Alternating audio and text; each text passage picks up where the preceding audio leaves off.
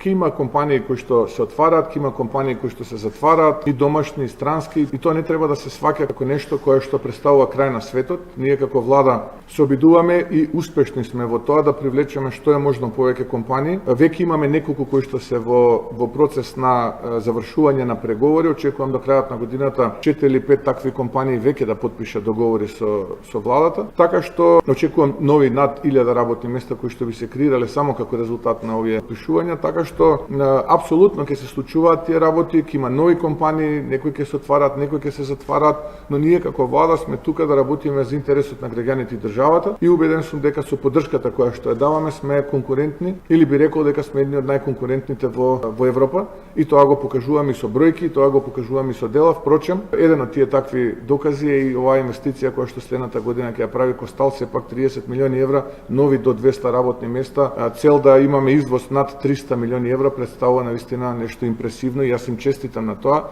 а ние како влада се ќе направиме за да уште повеќе привлечеме инвестиции од Костал и од друг тип на компанија.